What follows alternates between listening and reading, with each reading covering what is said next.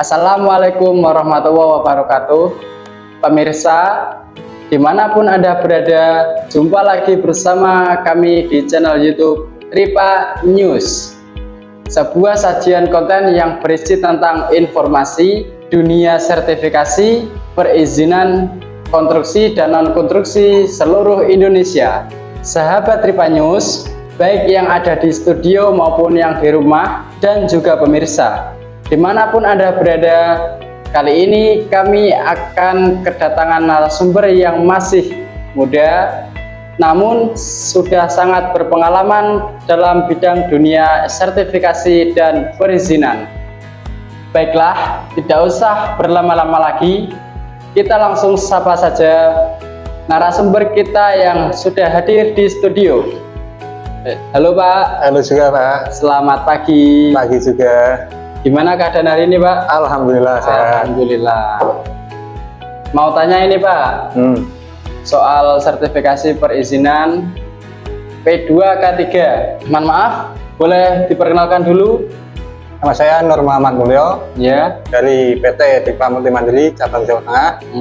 Salah satu perusahaan yang bergerak di bidang sertifikasi, konstruksi, dan industri. Saya asli Kendal Pak. Asli Kendal. Oh iya. Baik Pak Mulyo, pertama saya ucapkan terima kasih. Sama-sama. Karena di tengah kesibukan Bapak masih berkenan menyempatkan hadir di studio kami. Nah, untuk berbagi informasi bersama sahabat Tripa News.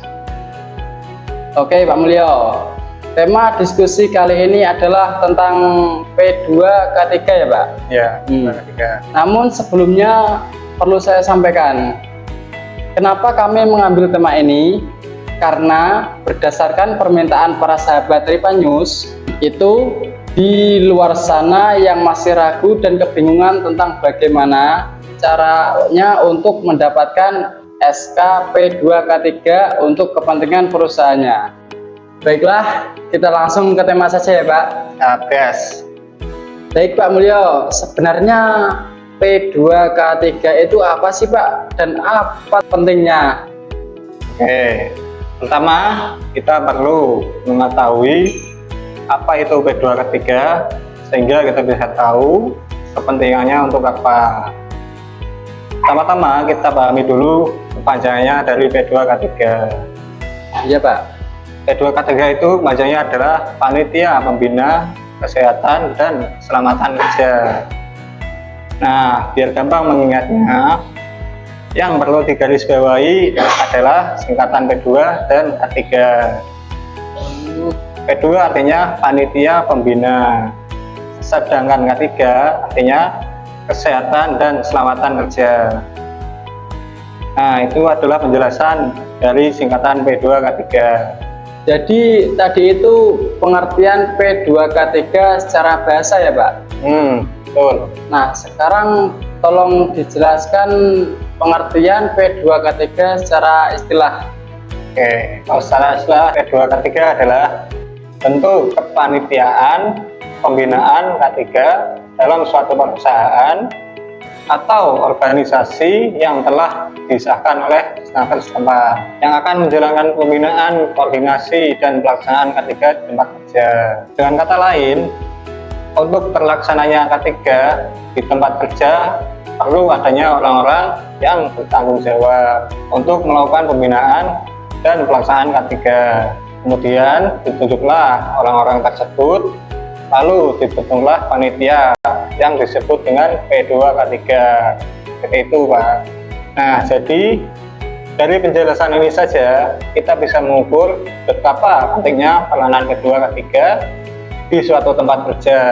Ya, tentunya dengan adanya P2K3 kita bisa meminimalisasi sekecil mungkin terjadinya kecelakaan kerja. Selain itu, P2K3 juga berfungsi sebagai program kendalian bahaya di tempat kerja, juga sebagai fasilitas komunikasi dan koordinasi pembinaan K3 dan lain-lain.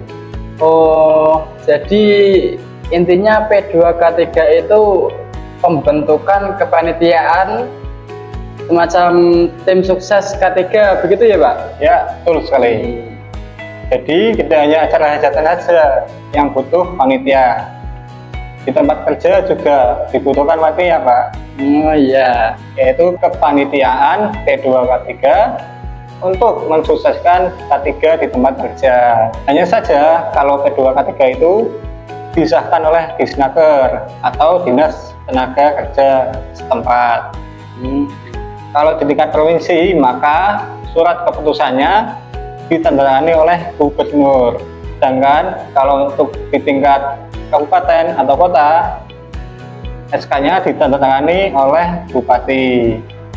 Berarti berbeda ya Pak untuk yang mendatangani itu? Ya, beda. Gitu ya Pak, oke. Lalu P2K3 itu sendiri susunan kepanitiaannya terdiri dari siapa aja ya Pak? Untuk susunan kepanitiaan P2 K3 itu sebenarnya sederhananya saja, Pak, karena hanya terdiri dari ketua, sekretaris, dan anggota. Hanya 3 itu Pak? Ya, gantil. Ya. Susunan pertama adalah ketua. Ketua ini wajib diisi oleh direktur atau direktur utama dalam suatu perusahaan. Untuk susunan kedua yaitu sekretaris. Jabatan ini boleh diisi 3 orang, misalkan sekretaris 1, sekretaris 2, dan sekretaris 3. Akan tetapi untuk posisi sekretaris 1 wajib diisi oleh orang yang memiliki sertifikat AK3U, karena sekretaris 1 statusnya adalah sekretaris P2 K3, maka wajib diisi oleh nama yang sudah memiliki sertifikat ahli K3 umum yang diterbitkan oleh Kemenaker. Dan susunan yang ketiga adalah anggota. Jabatan ini bisa diisi oleh karyawan lainnya, maksimal 12-13 orang. Dan setiap pemangku jabatan dalam P2 K3 tersebut memiliki tugas dan tanggung jawab masing-masing sesuai yang telah ditetapkan. Gitu, Pak. Oke Pak, karena waktu kita sangat terbatas, saya langsung ingin tahu aja bagaimana sih caranya jika suatu perusahaan ingin mendapatkan SK pengesahan P2 K3, dan apa sih yang harus dilakukan Pak? Oke Pak, karena waktu kita sangat terbatas, saya langsung ingin tahu bagaimana caranya jika suatu perusahaan ingin mendapatkan SK pengesahan P2 K3, dan apa sih yang harus dilakukan Pak? Caranya adalah 1. Menunjuk atau memilih beberapa nama karyawan yang ada di perusahaan Bapak. Kemudian bentuklah kepanitiaan P2 K3. Lalu tentukan siapa yang akan menjabat sebagai ketua dan siapa yang akan menjabat sebagai anggota. Tentu hal ini dilakukan melalui musyawarah dan koordinasi internal perusahaan Bapak sendiri.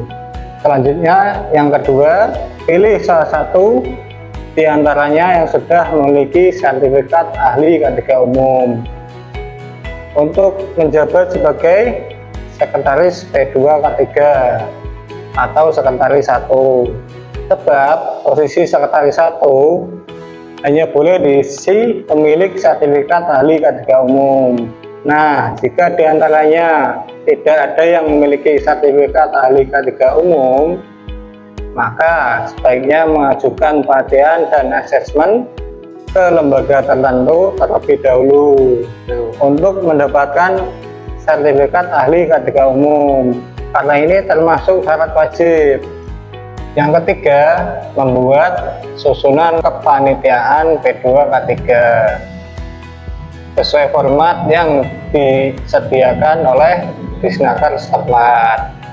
Dan yang keempat, membuat surat permohonan pengesahan P2 K3 yang ditunjukkan kepada Dinas Tenaga Kerja dan transmigrasi setempat dengan melampirkan data dokumen legalitas seperti akta plus SK Kemenkumham, WLKP terbaru, NIB dan NPWP perusahaan, BPJS perusahaan, kop surat, tanda tangan direktur, dan stempel perusahaan. Dan yang terakhir, sertifikat plus SKP lisensi ahli K3 umum plus KTP, NPWP, ijazah pemilik ahli K3 umum. Itulah beberapa hal yang perlu disiapkan untuk mengajukan pengesahan P2 K3. Seperti itu, Pak. Oke, luar biasa sekali pemirsa. Informasi yang telah dibagikan oleh narasumber kita kali ini, mulai dari pengertian P2 K3, manfaat dan pentingnya P2 K3, susunan P2 K3 dan persyaratan pengesahan P2 K3. Wow, mantap dan jelas. Nah, sekali lagi saya ucapkan terima kasih atas waktunya Pak Mulyo. Semoga sehat selalu. Amin, amin, amin.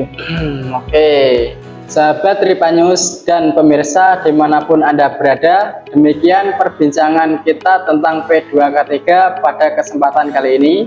Semoga informasi ini bermanfaat untuk kita semua.